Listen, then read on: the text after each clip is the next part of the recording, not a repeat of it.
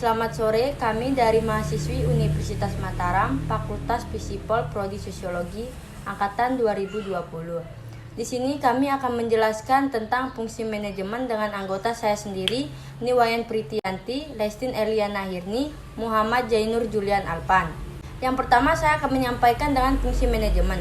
Fungsi manajemen adalah elemen dasar yang akan selalu ada yang akan melekat di dalam proses manajemen yang akan dijadikan acuan oleh manajer dalam melaksanakan kegiatan untuk mencapai tujuan.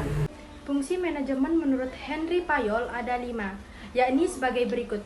1.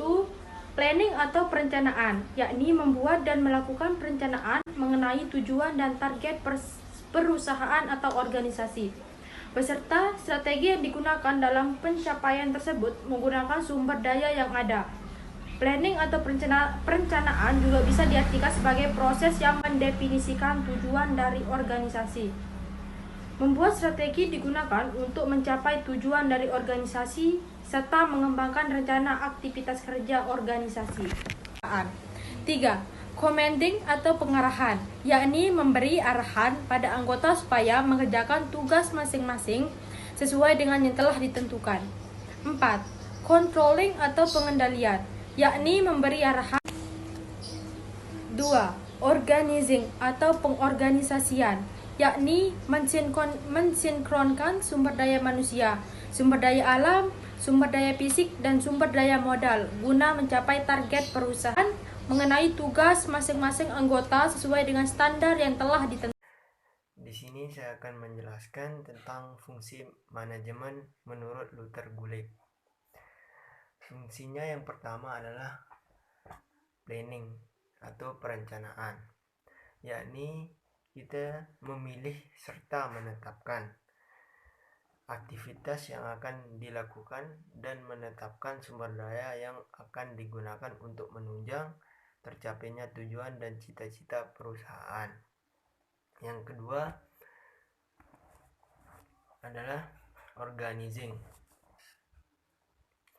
atau perorganisasian, yakni pembagian tugas kepada para anggota yang terlibat sesuai keahliannya masing-masing.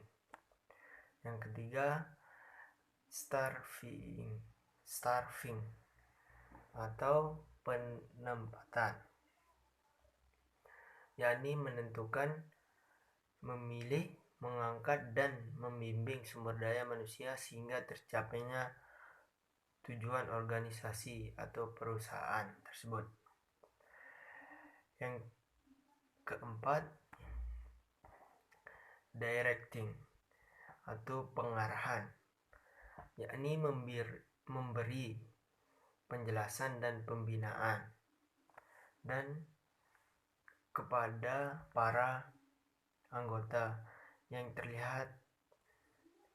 terlibat agar tugas yang diberikan dapat dilaksanakan dengan baik sesuai dengan standar yang ditentukan perusahaan.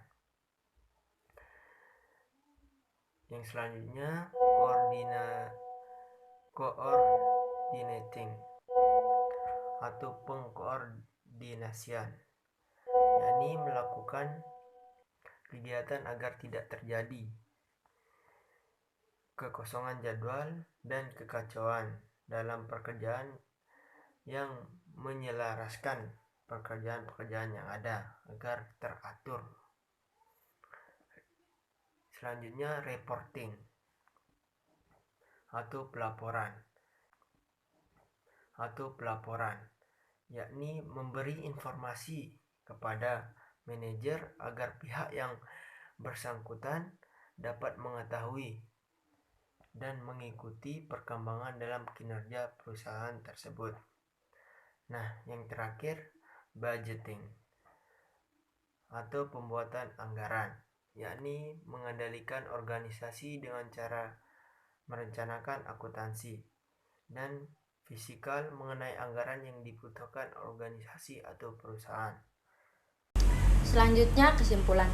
Jadi kesimpulannya itu manajemen dapat diartikan sebagai suatu proses yang terdiri dari rangkaian kegiatan seperti perencanaan, pengarahan, pengorganisasian, pengordinasian, dan pengendalian yang dapat dilakukan untuk menentukan dan mencapai tujuan yang telah ditetapkan melalui pemanfaatan sumber daya alam dan sumber daya manusia.